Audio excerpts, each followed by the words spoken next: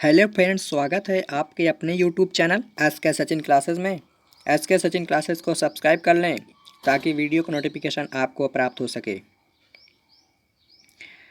आज हम नया टॉपिक लेकर आए हैं जो कि very most important question daily लेकर आते हैं।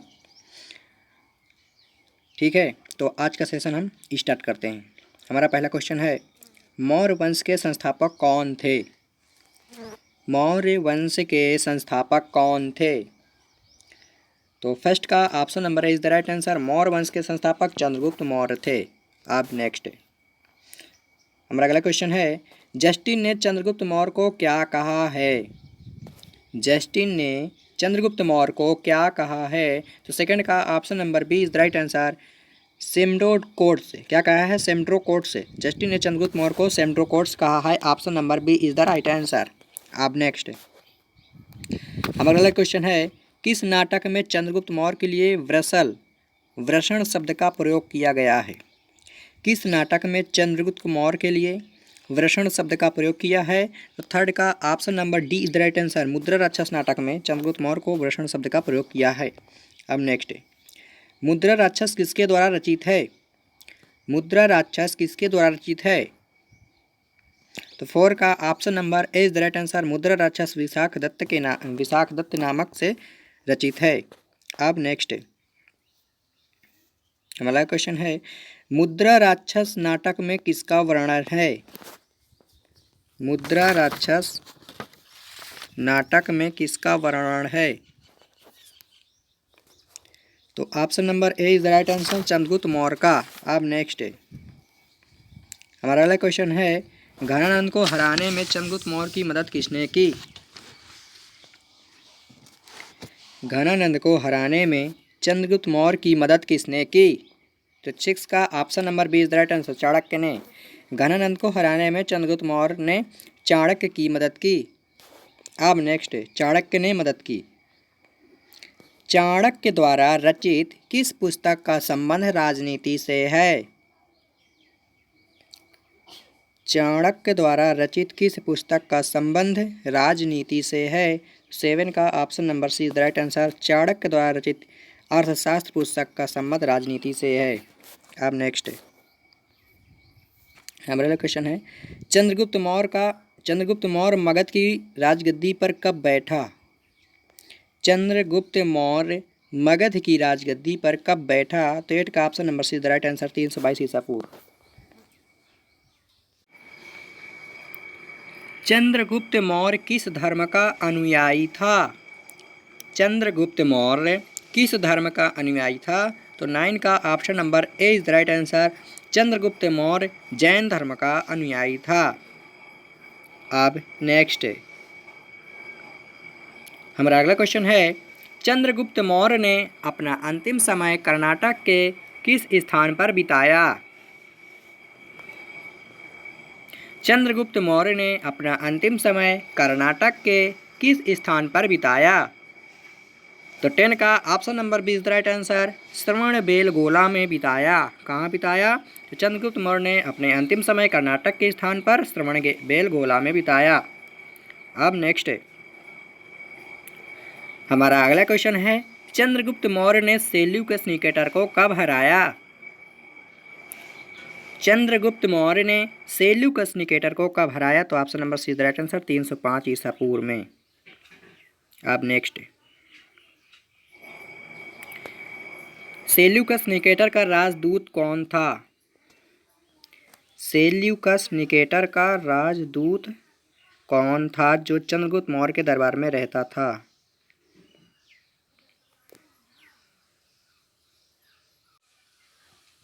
सेल्यूकस निकेटर का राजदूत कौन था जो चंद्रगुप्त मौर्य के दरबार में रहता था? तो 12 का option number B is the right answer. Seleucus Nicator राजदूत मेगास्थनीस था जो चंद्रगुप्त मौर्य के दरबार में रहता था। Option number B is the right answer. अब नेक्स्ट हमारा अगला क्वेश्चन है, मेगास्थनीस द्वारा लिखी गई पुस्तक का क्या नाम है? मेगास्थनीस द्वारा लिखी गई पुस्तक का नाम क्या है? तो 13 का option number C is the right answer. Megasthenes द्वारा लिखी गई पुस्तक का नाम इंडिका है। अब नेक्स्ट हमारा अगला क्वेश्चन है, चंद्रगुप्त मौर्य और सेल्यूकस के बीच युद्ध का वर्णन किसने किया है?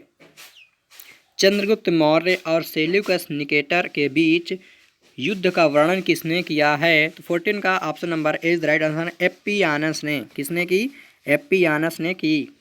अब नेक्स्ट हमारा 15 नंबर क्वेश्चन है, प्लूटार्क के अनुसार चंद्रगुप्त ने सेल्यूकस को कितने हाथी उपहार में दिए? प्लूटार्क के अनुसार चंद्रगुप्त ने सेल्यूकस को कितने हाथी उपहार में दिए? 15 का option number is the right answer, 550 हाथी उपहार में दिए। अब नेक्स्ट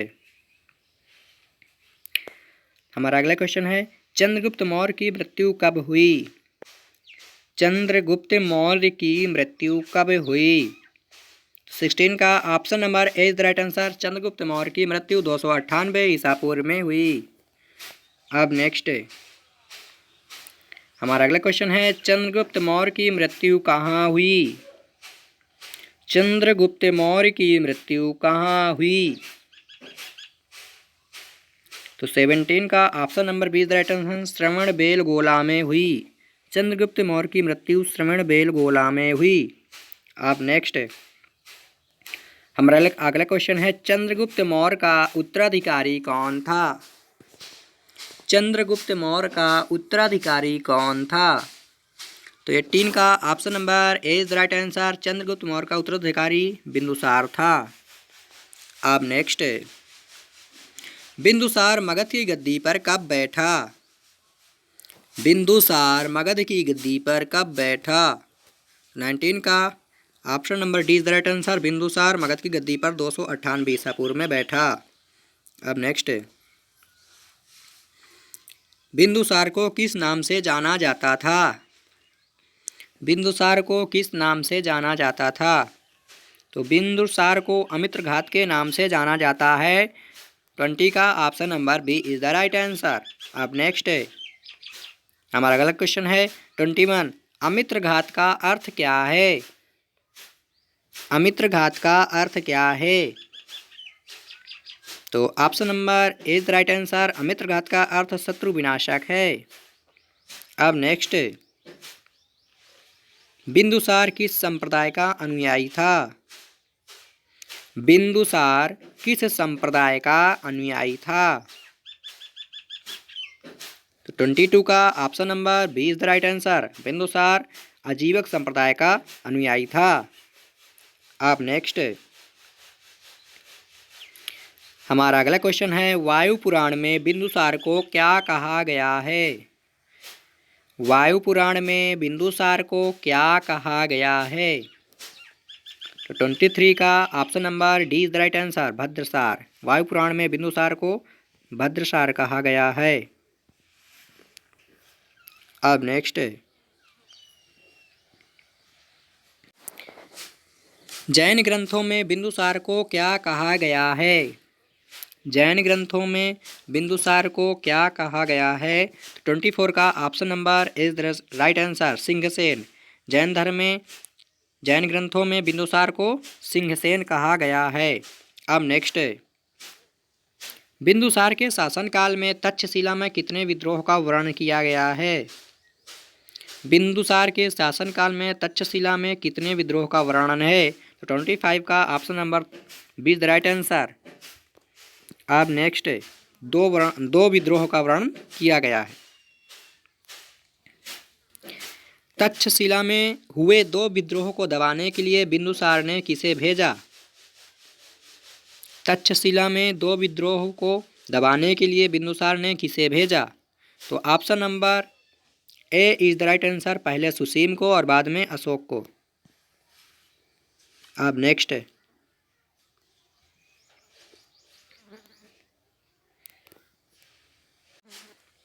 बौद्ध विद्वान तारानाथ ने बिंदुसार को कितने राज्यों का विजेता बताया?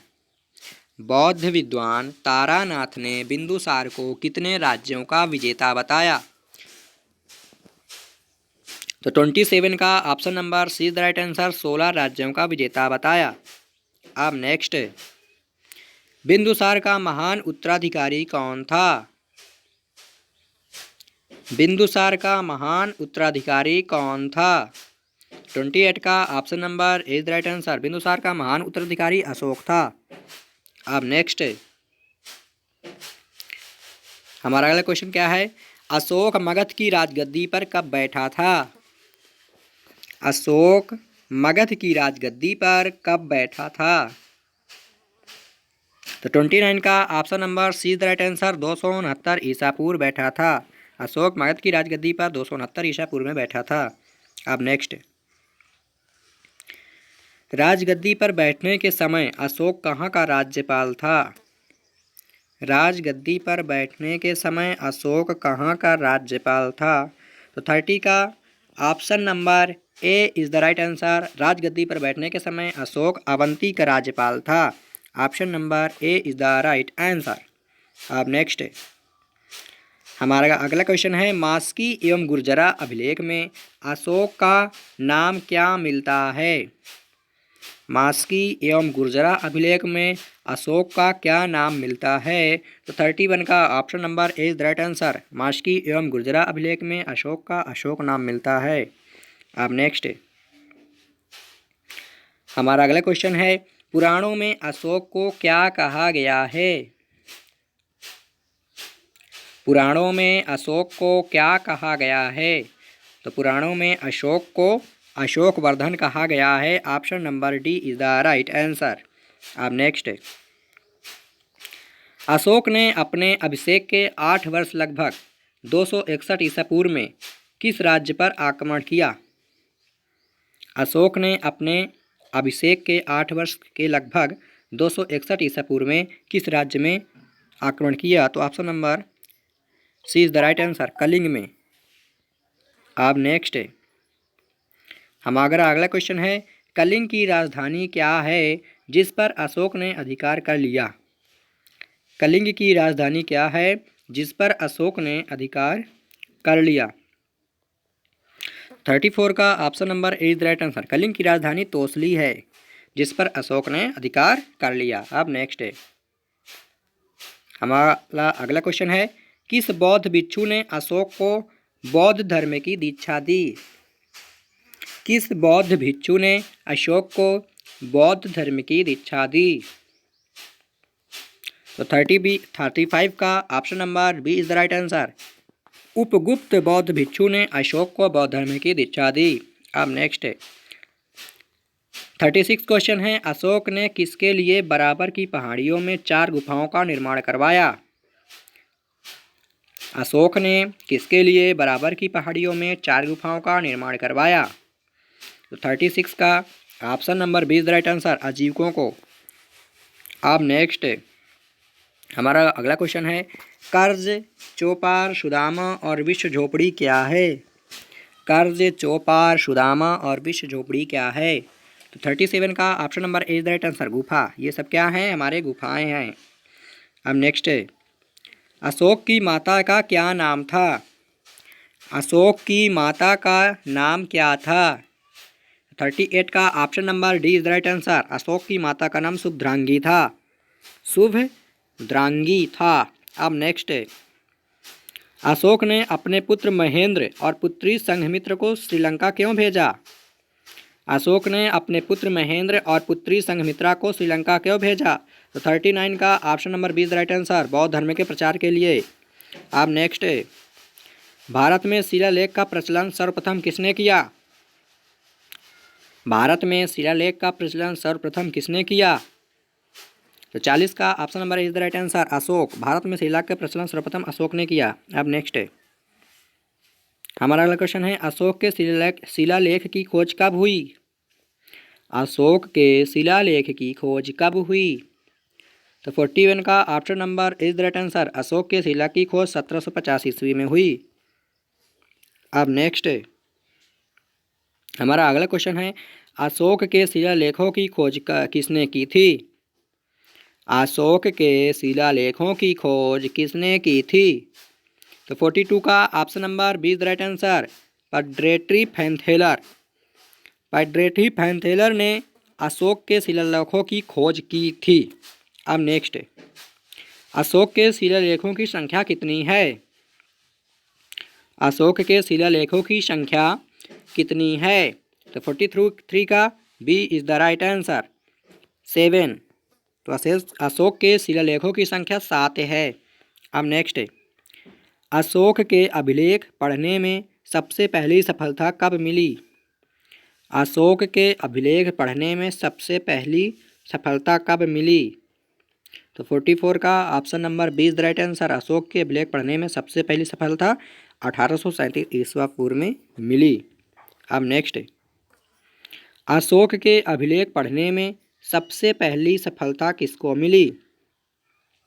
अशोक के अभिलेख पढ़ने में सबसे पहली सफलता किसको मिली? तो 45 का option number is the right answer James Prinsep को। अशोक के अभिलेख पढ़ने में सबसे पहली सफलता जेम्स प्रिसेप को मिली। अब नेक्स्ट है, हमारा अगला क्वेश्चन है, अशोक की तीर्थ यात्राओं का उल्लेख किस शिलालेख में है?